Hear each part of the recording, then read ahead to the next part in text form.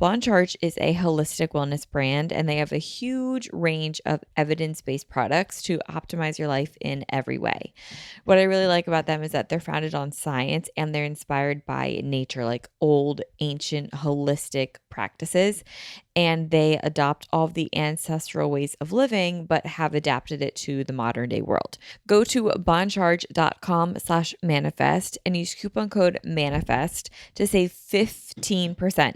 So that's boncharge, BONCHARGE.com/manifest and use coupon code manifest to save 15% off. Hi guys, welcome back to another episode of Manifest with Tori DeSimone. I'm your host, Tori DeSimone, and I'm really excited for today's episode. It's a little bit different than what I normally post, but it's something that I'm really excited to talk about. And it's, if I were an influencer today, this is what I would do. Now, some of you guys might be confused because some of you guys might think I'm an influencer.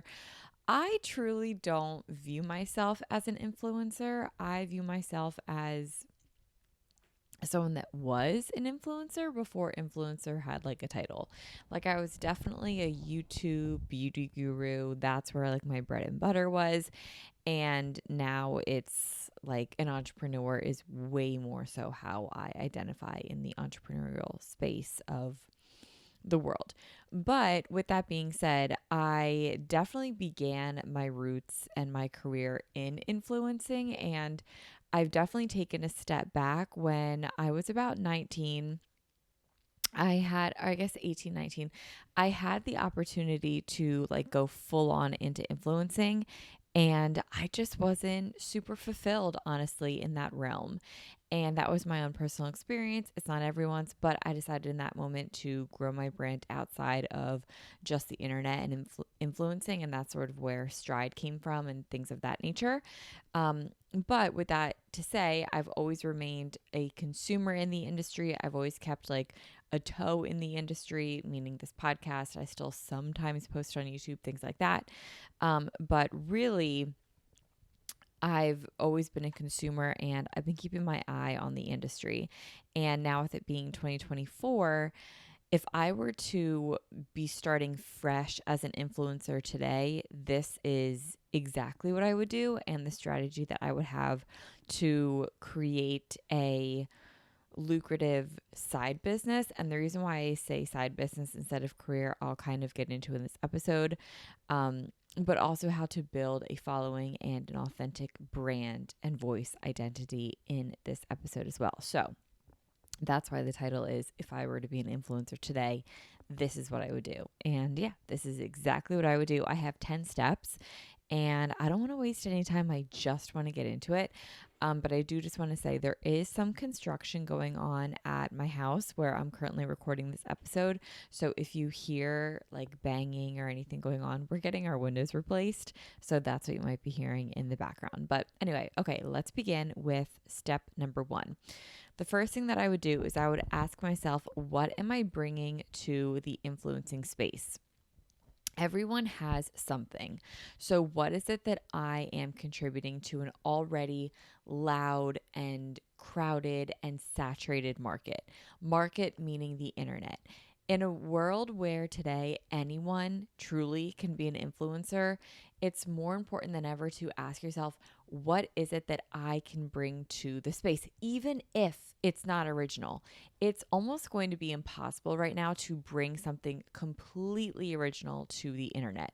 And that's okay. Like, you don't have to be the first to do something, because even if you are the first, you're not going to be the first for long. Nothing is really original, but that also doesn't mean that there's not a space for you. If you want to have a corner of the internet that you can build a brand and build a career or a side hustle or extra money or even just a brand or any authenticity or a voice or a message, you have the option to do that. And that's what's really cool about the internet. There really is room for everyone. But I want you to ask yourself, what am I bringing to the space? Everyone has something. So what is it that you are contributing to the space? Is it that you really like makeup and you want to provide makeup tutorials? Or do you want to provide healthy recipes for working people? Or do you want to show what your life in college is like and be really relatable to other college girls or aspiring to high schoolers? Or maybe your content will be really nostalgic for post grads, things like that. Like, how do you want to show up in the space of the internet? Or do you just want to authentically share your life and have that be tailored to whoever finds it interesting? Because your life to you might be boring, but to others might be extremely fascinating because they don't know what it's like. And I think even just who you are as a person, I feel like in nature, we're all just kind of nosy people, right? So getting like the insider of what other people do in their day-to-day life is really interesting. So even just seeing what others do in their life is so cool to share. So even if it's as simple as, what do you authentically want to share? And if the answer is, I just want to share my life, awesome. You have something to contribute to the space. So step number one is ask yourself, what can I bring to the already saturated internet? And there's no wrong answer. Number two, ask yourself, who do I want to reach? Who is your audience? Who is your demographic? With your voice, your message in the space of the internet, who is it that I'm trying to reach? If I want to share recipes, do I want to find the non-cooking crowd and make really easy recipes? Or maybe I want to cater towards the chefs and I want to show more extravagant recipes. If I'm in the fitness space, do I want to inspire beginners or do I want to cater towards the already active crowds? What is it that you want to share? And then who is it that you want to hit? This answer, both of these answers, actually all of these answers, but specifically these two, could evolve as your brand grows and shapes and evolves and changes, as it naturally might. And probably honestly should.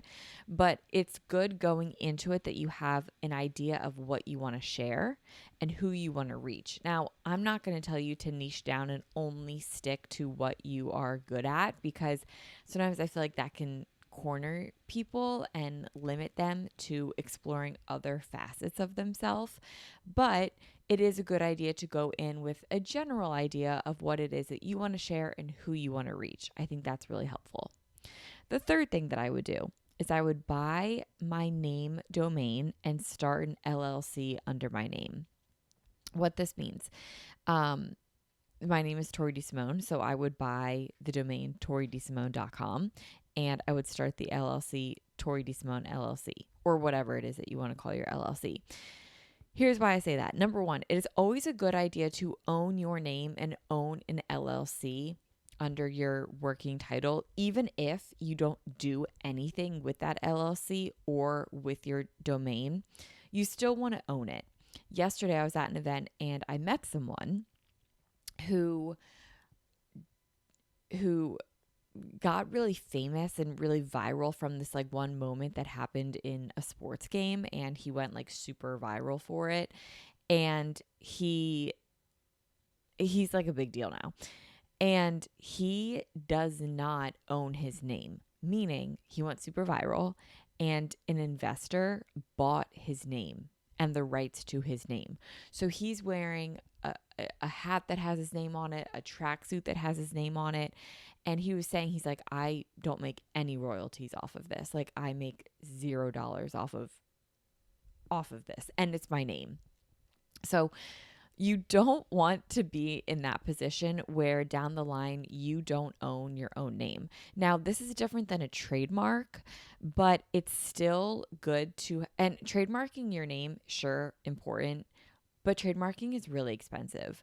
And a lot of times it's hard to trademark a name because it can be proven to belong to so many other people as well, because odds are you're not the only person in the world with the same name that you have. And trademarks are they're expensive and they're hard to get and they're kind of hard to prove, especially if it's not something unique. But I always do think it's a good idea to open up an LLC and buy your name as a domain or something along those lines. Even if you never start a website with your name, or you never even use the LLC, it is always just a good idea to do that. Down the line, you never know, you might want to expand your brand into a website, and it's just a good idea to have your bases covered. Dream big, because you truly never know where influencing will take you. And then to go along with that, I would have someone handle your, I would have not someone else handle. What I mean by that is I would handle your name on as many platforms as you can. So again, if my name is Tori DeSimone, when I started influencing, it was Tori Sterling. And for some reason, it's it's impossible to change a verified username on Instagram. Like they won't let me change it to Tori DeSimone. So I'm like forever Tori Sterling on Instagram. But if you can get as many handles with your name that you want to use, like your working title, on as many platforms as possible, TikTok, Instagram, YouTube, Twitter/X, like whatever it might be, anything that you think you could potentially one day be on, just grab the domain or grab the handle. And if it's taken, try using an underscore at the end of it or a period at the end of it, like Tori.DeSimone, or like my Instagram, Tori Sterling, was taken when I made my Instagram. So I'm Tori Sterling underscore. It helps with the searchability of your name for it to be like your full name with like an underscore afterwards or something like that. That always helps. So take your name in as many places as you can. Okay. Number 5, have something else other than just influencing. Yes. Here's what I mean by that. Have a hobby or a job or something else. Seriously, like do not make influencing your whole entire world. Personally, I have lived both lives where influencing was my hobby and was also my full-time career. This was at 2 different times of my life. When it was my full-time career, I was super unfulfilled in that avenue and time of my life. And I'm not saying that that's a universal experience, because from what it seems online, people that are full-time influencers are very busy and they love their lives and they travel a lot. Awesome. And all my personal friends that are full-time influencers, they seem to love it and they say that they love it and they don't really complain. So that's really great. But from what I personally learned is that I was really unfulfilled, because when you make content that's centered around yourself and you only ever talk about yourself all the time, for me, it just got to feel really shallow and really unfulfilling. Like there were only so many times I could talk about what makeup I liked. There was only so much I could talk about my morning routine. And I even get in ruts with this podcast too, where I'm like, I can't keep talking about myself. Like, I got to talk about other things that aren't about me. And that's where I'm happy I have things like Stride, where I have other facets of me that aren't just about me. Like, I have other businesses and things going on where it's not my full-time job. When influencing was just a hobby, that was when I was back in high school, and it was like what I did after school. So instead of having like a sport, I did YouTube, and that was really fun for me because I got to go to school during the day and then I would come home and make my YouTube videos, and I had a lot of fun doing that. That's when it was super fulfilling and felt really authentic and really, really natural and really, really fun for me.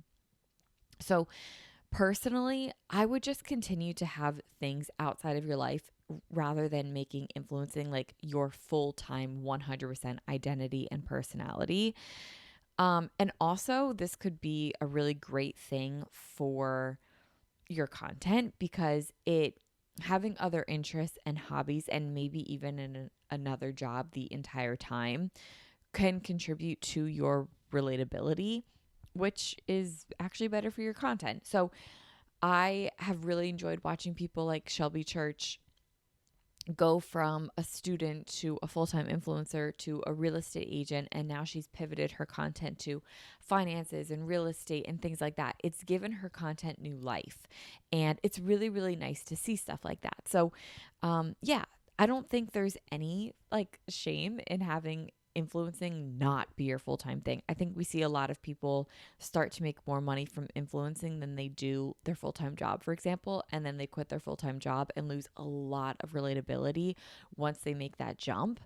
And look, I get it. Like the money is a lot. It does become full-time hours, but when you start making enough money to quit a job, that's when you can delegate things out, like hiring an editor, hiring a manager to kind of make your life as the full-time content creator easier and kind of keep it more part-time and do other things that maybe fulfill you or keep you more relatable or things like that.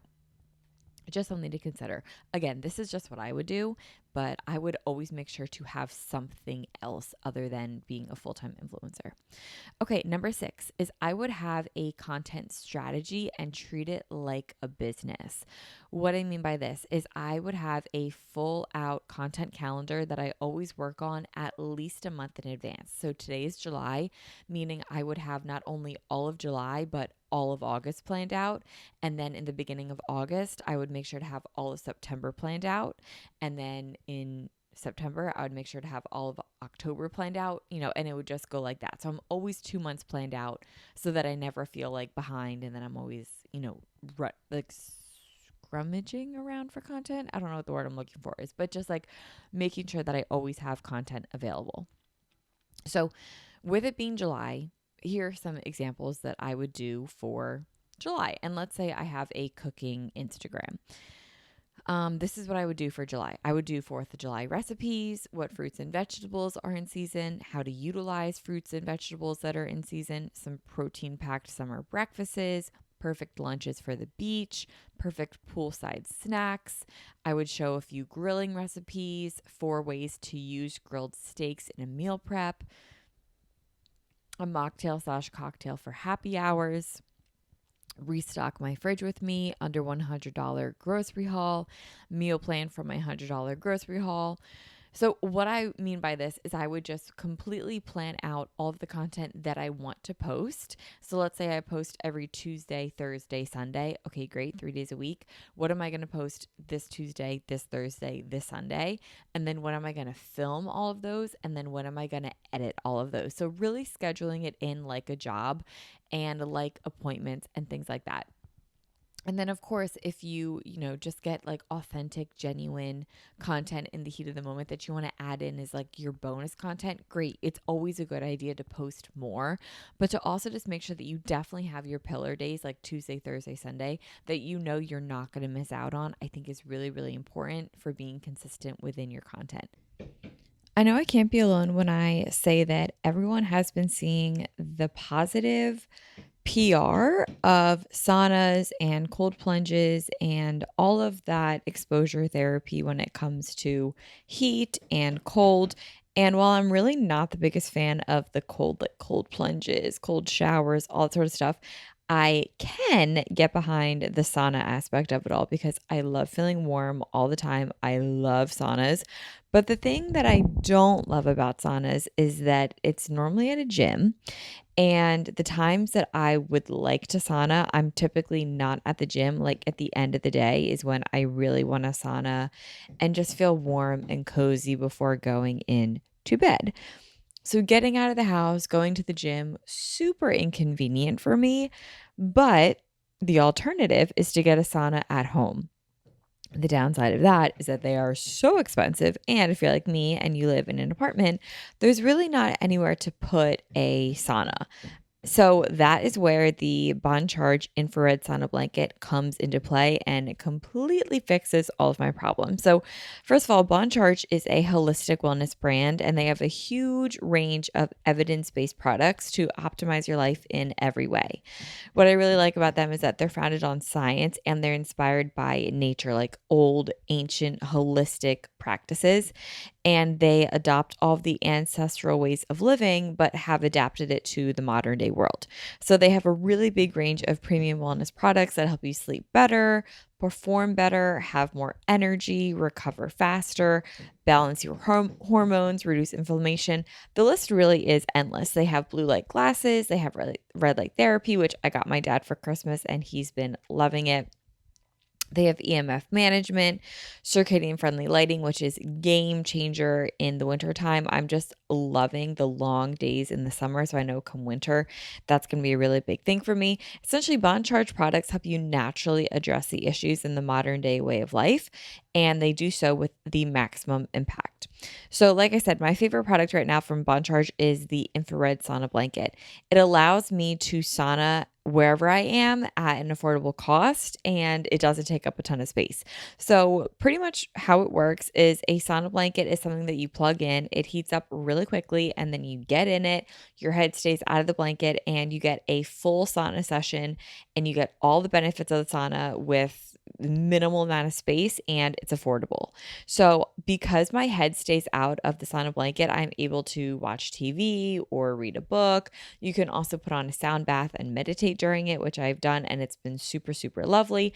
And I like to stay in it for like 30 to 40 minutes, and I always come out of the sauna blanket feeling incredible, and I get the exact same benefits that I do from like a traditional sauna from the sauna blanket. So I sweat, I feel really detoxed, I feel obviously really warm. I just feel really, really good afterwards. And it's really convenient. It's super easy to clean the sauna blanket. Like I said, it heats up really quickly. It's transportable, it's small, it's perfect for apartments, and it's just the best way to bring the ancient practice of sauning into the modern day way of life. I really, really love it, and it's like literally the best thing to ever happen to me. So if you guys want to try Bond Charge, there's never been a better time. Bond Charge ships worldwide in rapid time. They have free shipping on every sauna blanket, and they have really easy returns and exchanges. They even have a 30-day trial. So if it's not for you, can't imagine it wouldn't be, but if it's not, you can get an easy return and exchange, and they have a 12-month warranty. So go to bondcharge.com/manifest and use coupon code manifest to save 15%. So that's bondcharge, BONCHARGE.com/manifest, and use coupon code manifest to save 15% off. This actually brings me to number 7, which is to learn to maximize and stretch your content from single content sessions. Maximize your content. Squeeze as much juice from that one lemon, that one content session as you can. So let's go back to the cooking recipe. If you're going to do a video that's a $100 grocery haul, let's see how many videos we can get out of that one theme. Okay, the theme is a $100 grocery haul video. From that, you can show so much. Here we go. Number 1 is you can do a grocery shopping with me vlog, and this can even be shot, edited, and uploaded in 2 ways, which comes to 2 different videos. You can do an ASMR video where like you put the stuff in the cart. And they can also do a talking head around the grocery store and explain why you're choosing the certain ingredients over others. Like, oh, these strawberries are really in season. These peaches are really in season. So I'm going to take these today. Or I really like this beef because it comes from this farm and it's local. Things like that. Number 2. So that's, I guess, 2 videos right there. So number 3, but I'm just going to call it number 2.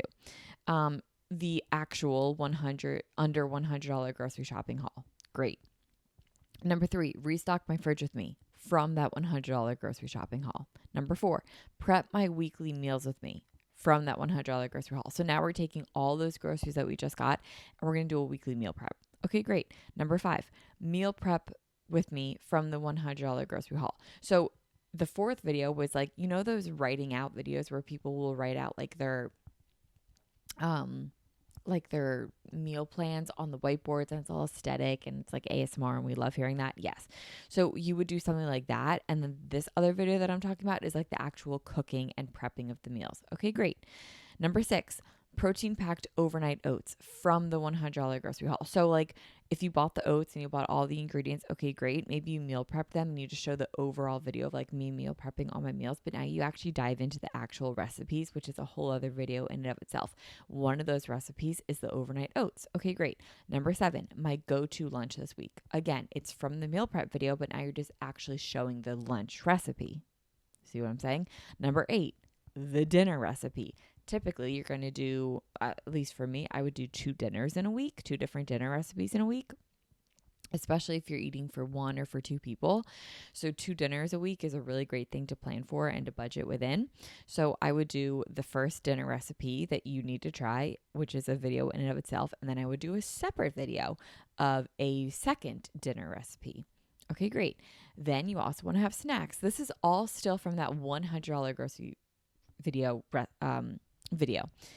Snacks. What kind of snacks would you have on the go? Okay, great. The next one, poolside snacks. Maybe they're different snacks. You can also take this outside to the pool. It would reach a totally different audience. Maybe the simple snacks on the go would reach, residents in medical school, and the poolside snacks might reach stay-at-home moms or nannies or things like that. Number 12, clean the kitchen. ASMR with me. Like after you do all of your meal prep and after you make all of these recipes, you can do a whole video where you clean your kitchen. That's a whole ASMR thing. So all that to say, from that one video idea of the $100 grocery haul, we got 13 videos out of that one grocery haul. And 13 videos will last you 2 to 3 weeks if you post a lot, or it could save you it could have you ready to go for the whole entire month if you post like 2-3 times a week. You know what I mean? And that's only from doing 1 to 2 days worth of filming. So yeah, like it might be a long day, but to get a whole month's worth of content out of it, totally worth it. And then you can also see how this doesn't have to be a full-time job. If you want to be an influencer and you can't quit your job or make it like your full-time thing for a plethora of very valid reasons, this is how you make it work. Okay, number 8, my 8th tip is be consistent with your posting. We kind of already touched on this, but I do want to drill this home. This is where it can get hard, but this is also where planning becomes so important. I find that it's easiest to make the content and it's actually hardest to edit the content. Finding the time to edit the content is always where I get stuck. Like my camera roll has so much content that's just never seen the light of day because I will film it and then I'm like, oh my God, it seems super boring. It's not boring. The only reason I think it's boring is because I lived it. Okay, I lived it. So to me, I'm like, oh, this can't be like fun for other people to see. Other people like seeing what they don't know. Other people like seeing inside the lives of other people. There will be sometimes that I watch a vlog and I'm like, oh, maybe that wasn't really such a great vlog, but I still watched the whole thing because in the moment I was interested, and then it ended. I was like, interesting. I still enjoyed it. Even though it wasn't like the most interesting vlog I've ever seen, I still watched the whole thing because to me it was new and I didn't know what to expect. We are our own worst critics. So if you film something and you're generally like, I think this is really boring, it's probably just because it's your life and we always think our own lives are boring. But to other people, our lives can be super interesting just because it's different and it's unique and they don't know what we do every day, but we do. So to us, it seems super mundane, but to them, they have no idea what's coming next. Just put it out. Edit it, put it out, and schedule the time to edit. Personally, I like to edit in CapCut. Some like to edit in iMovie. Find what you like and find what is sustainable for you. And then editing for me, I tend to do it at the end of the day, like when I get cozy in bed. Awesome. And then I'll try to edit 2 to 3 videos at a time and really just like get in a roll and do it. You can also find pockets of time throughout your day to edit. If you find yourself scrolling on social media or like even like when you go to the bathroom, if you bring your phone in the bathroom with you, that's a really good time to edit. Like a few minutes throughout the day will stack up to being able to edit a full video, and you can kind of get in like a creative flow and you can use that as momentum to keep going and editing. So find the time to edit in your day. I find for me, that's like my biggest holdup is I'll have tons of videos on my camera roll, but I just don't edit them. So find the time to edit. Number 9 is be authentic. In the social media digital world where literally anyone can be an influencer, you have to be yourself. Like for real, you gotta be yourself. We do not need another Alex Earl. We do not need another Ballerina Farm. We do not need another Jake Shane. We do not need another Lauren Bostic. And I'm not saying that because we don't like them. We love them. But I say that because they already exist, right? If I wanted someone that was like Jake Shane, I would just go to Jake Shane's page. Would I not? Like, I don't want the knockoff Tana Mojo. I'm just going to go to Tana Mojo and I'm going to watch Tana Mojo. You can totally get inspired by your favorite creators and pull inspiration from them and, like their content and kind of be like, oh, like maybe I'll take inspiration from that and kind of, ride that train of inspo for whatever it might be, for a video or for a photo dump or whatever it might be. But you don't want to replicate them and you don't want to skin them and wear their skin. That would, number one, be creepy. But number two, they already exist and you are uniquely you and you have your own voice to express on the internet. Authenticity shines through on the internet. If there is one thing we know, it's that when you are authentic, the people that genuinely like you will find you. And you want the authenticity because the authenticity means higher engagement. And higher engagement in brand's eyes, sponsorship's eyes, if you want to make money, engagement is king. It's way more important than followers, way more important than likes. If you have 10,000 followers, let's say, and you average like 1,000 likes within your 10,000 followers, that's a 10% engagement. That is huge engagement. That is really, really valuable to sell to other brands as opposed to someone with, 1 million followers that gets 10,000 likes on a picture. You can have 1 million followers, but that doesn't necessarily mean that your engagement is insane. There are people that don't have the biggest following that can make tons of money on social media because their engagement is so high, and that's because they're authentic. People want authenticity. They can see right through the people that are only doing this to be famous or to get rich. Like, we all know what I mean when I say that. Like, we can see right through those people and they either buy all their followers or they buy bots to like make their engagement go up super high. And no one likes those kinds of people, right? So be authentic on the internet. It shows through and your people will find you. And trust me when I say the internet is huge. It is huge. You will find a corner of the internet that is made for you and for your voice and for your message and for your people. Be yourself and trust the process. It's going to take time, but just stay authentic to you. We don't need another Shut the Kale Up. We don't need another Alex Cooper. We don't need another James Charles. Like, we just need you and your voice and your authenticity. What are you bringing to the internet? There is room for you. There is literally room for everyone on the internet. Believe me when I say that. And finally, number 10, think big picture. I want you to think about future businesses and products that you can make from your brand. You are building a brand at the end of the day. That's why the first two questions that I asked you was, what are you bringing to the internet and who do you want to reach? That is building a brand. And then number 3, buying your domain, starting an LLC. That's all protecting your brand.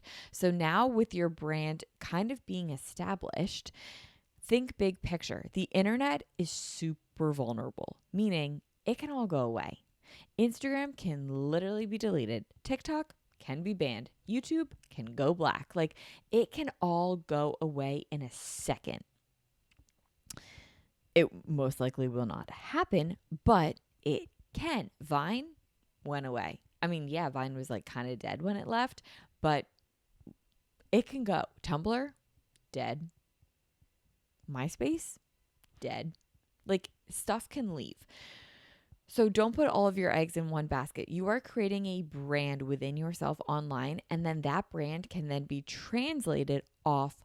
So I'll go back to the cooking example. If you are a cooking account, you can maybe create an ebook. If you always wear really cute aprons, maybe you can sell the aprons. You can maybe sell exclusive content on Patreon for like live cooking videos where it's almost like your own live little cooking show. You don't need a ton of money to start something outside of the internet, which is really, really cool. So think big picture and think future business ventures and products. If your content is actually centered around your life, what is it that you can monetize? For me, I'm super into planners. So I played around with making planners. Now, I learned really quickly that I didn't love selling products to people. It just wasn't really for me, if I'm being totally honest. And that's okay.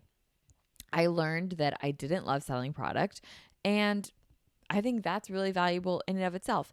And also, to this point, this doesn't have to be your forever. Like, if you want to grow outside of your online brand, I think that is fantastic, but it doesn't have to be your forever thing. Lauren Bostic has created tons of products around her lifestyle brand. It's genius. It's so authentic. Acquired Style created rollers because she was so into blowouts. Awesome. It doesn't have to be your whole identity, but to be an extension of you and your brand that makes sense is really, really big and really, really important. So think big picture and think about your future business ventures and products that could come from the online brand that you're currently building. And those are the 10 tips that I have for you. If I were to start at 0 followers today, this is exactly what I would do in the exact 10 steps that I would do. I hope you guys found this episode helpful. If you did, be sure to rate the podcast 5 stars, share it with a friend, put it on your story, and let me know what you guys think of this type of content. If you want more kind of stuff like this, I really do love kind of teaching what I've learned throughout the years. And it's really fun for me to do. So let me know if you guys liked it. Thank you guys so much for listening to this episode of Manifest with Tori DeSimone. If you guys were watching on YouTube, then you would have saw that I was joined by Frankie, who is the best dog ever the whole time. You're so good. You're so good, puppy. But yeah, you guys can always watch Manifest on YouTube as well. All right, guys, thank you so much. Have a wonderful Manifest Monday. Happy 4th of July. The 4th of July is this week. I can't even believe it. But I'll talk to you guys all next week. Love you guys. Bye.